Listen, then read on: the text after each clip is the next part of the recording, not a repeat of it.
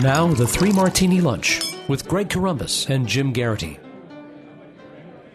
And welcome, everyone, to the Thursday edition of the Three Martini Lunch. Happy New Year's Eve, everyone. Along with Jim Garrity of National Review, I'm Greg Corombos of Radio America. It is the sixth and final installment of our special 2015 Political Year-End Awards. And today we end with the three most prestigious Crystal Martinis: Person of the Year, Turncoat of the Year, and the New Year's resolution. So I guess we get our own martinis for the third one. But on to the Person of the Year. And for me, it's People of the Year, but they're all related to the same story, Jim. And one of the big stories that kept popping up throughout the year, unfortunately, were the number of excruciating mass shootings. Maybe not the number that the left has been touting, but nonetheless, too many, whether at schools or churches or terrorist attacks in San Bernardino. And one in particular was at an AME church in Charleston, South Carolina, where an obviously deranged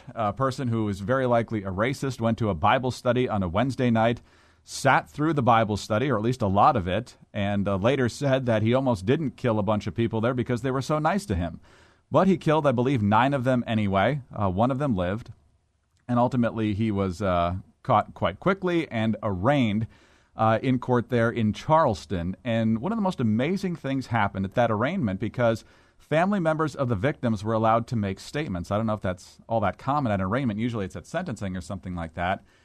And the vast majority of those family members, who, by the way, also shoot away Al Sharpton, and I don't think too many of them got involved in the debate over Confederate history or anything like that, but one by one they got up to that podium in that courtroom and talked to the killer, who I believe was on video connection, and not only talked about the devastation that he caused their families, but one by one, the family members of people in that church forgave that killer.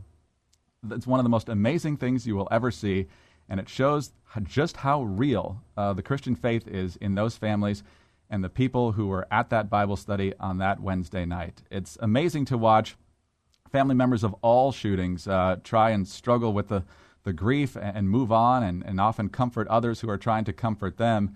But to really put shoe leather to your faith in the most difficult circumstances imaginable and not letting the hate eat you up is the most amazing godly response you can possibly do.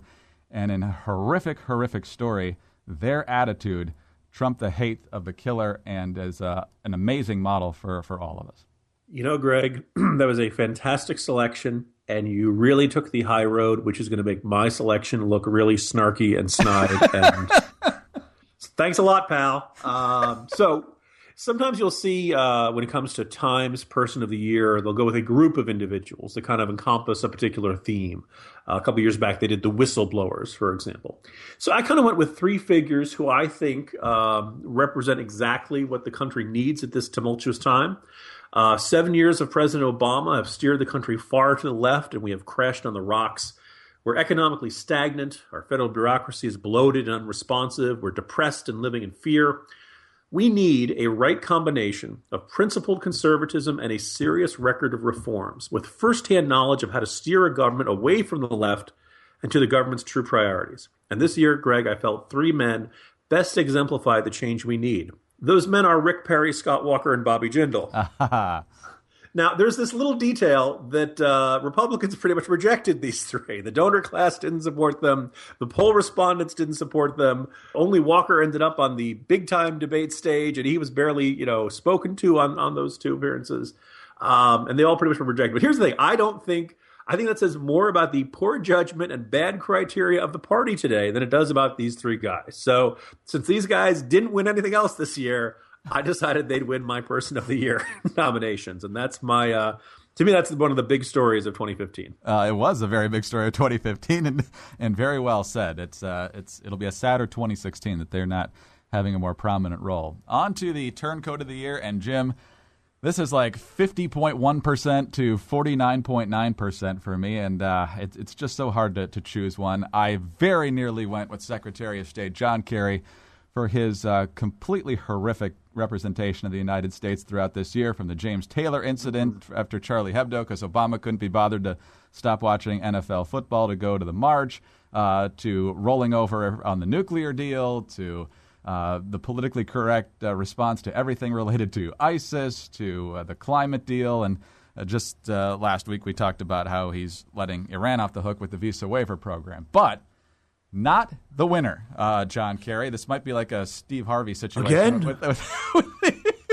Haven't I had that happen to me enough? With the Miss Universe. I want to recount in Ohio, Greg. I wish it was John Kerry, honestly, because this one will probably get me in more trouble. Last year, this was my New Year's resolution heading into 2015. Let's go all the way back 1 year. Come next week, Jim, the Republicans control the Senate, they control the House, and the time for saying just wait till fill in the blank is over. I think conservatives expect a lot of bold initiatives.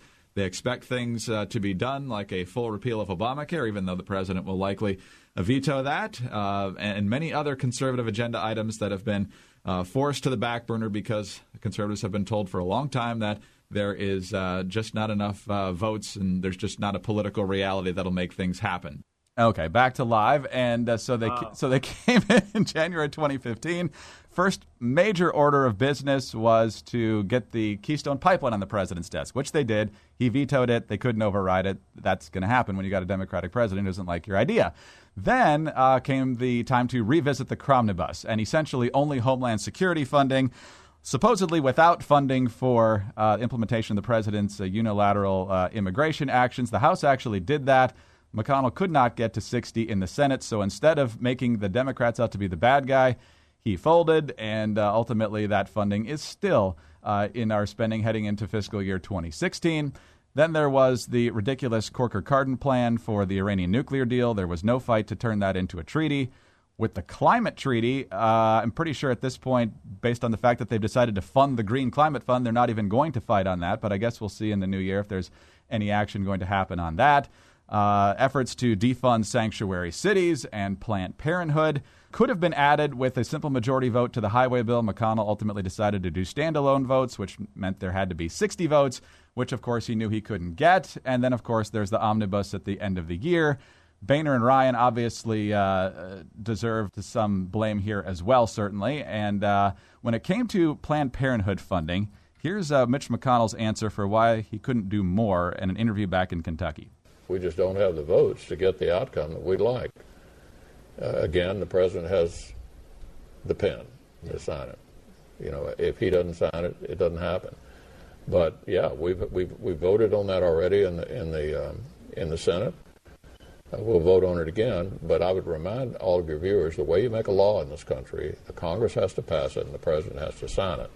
The president's made it very clear he's not going to sign any bill that includes defunding of Planned Parenthood. So he says we have to wait for a president who has a better position on Planned Parenthood. So, Jim, we went from we got to get the Senate, then we can get stuff done. Now we need everything. We need the House, the Senate, the presidency, probably a veto-proof Senate as well, as long as we're in the market for figuring out what we need. For whatever reason, the Democrats are willing to roll up their sleeves and get in the mud and attach things to other bills that have no bearing on that bill just to advance the agenda. We never have to worry about what they're trying to cram down our throat, but for some reason, things just don't get done from our side.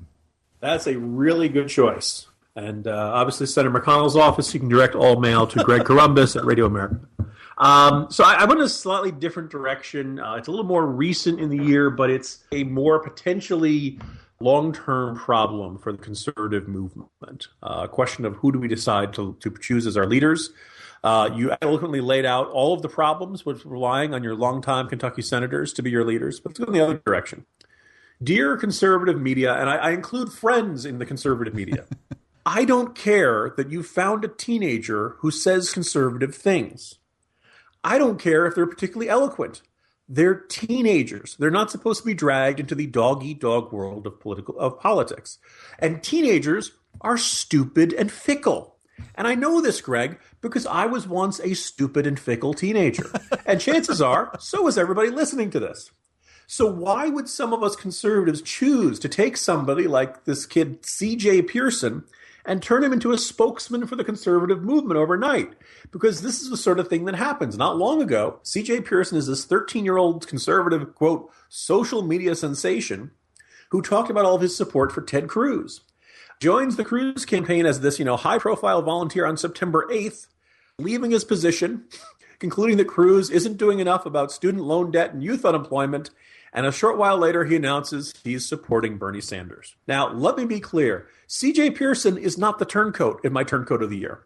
To me, the turncoat is the year all the people who thought a teenager should be a political celebrity because they turned their backs on the value of experience and everything we know about human nature and teenagers. So, conservative movement, I expect better of you. This is a stupid idea. We don't need teenagers. It's not all that amazing. We found a teenager who says conservative stuff.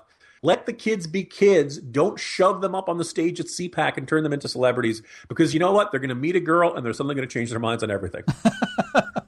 Yeah. No, it's the case with Pearson. I'm just saying that's what teenagers do. So. Yeah, don't elevate them. Get them a copy of Heavy Lifting. That'll do. Or like Milton Friedman or, anything.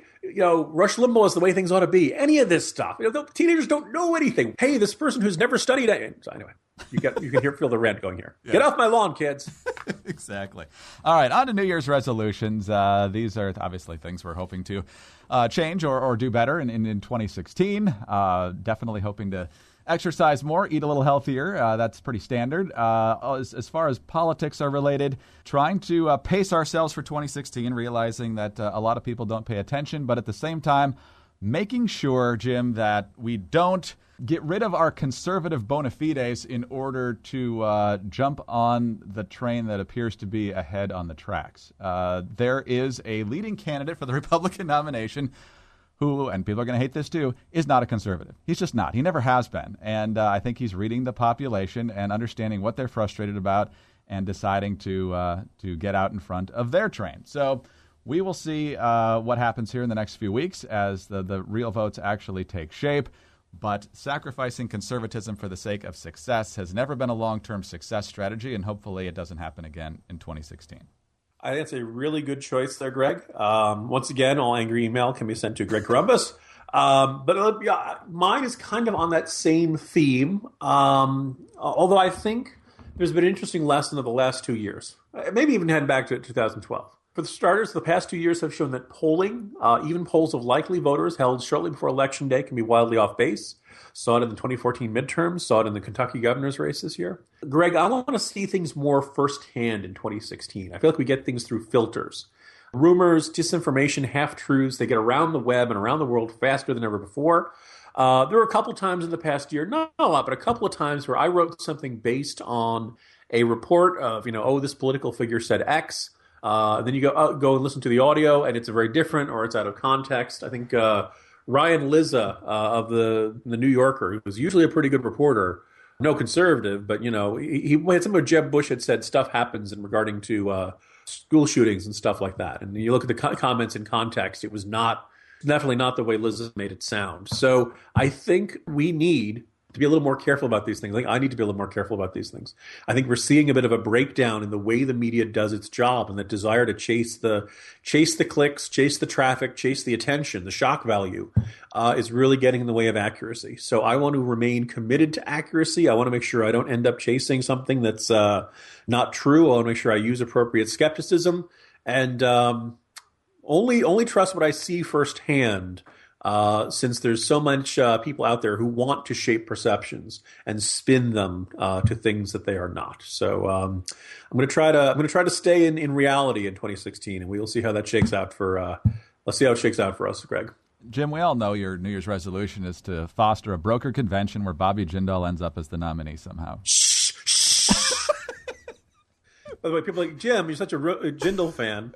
Who are you going to have as his running mate? The cloning project is underway. We're going to register him in a different state. Very good. 2015 is in the books. Jim, we'll talk to you on Monday in 2016. Happy New Year. See you Monday, Greg. See you next year. Jim Garrity of National Review. I'm Greg Columbus of Radio America. Thanks for being with us today. And be sure to tune in again on Monday for the next 3 Martini Lunch.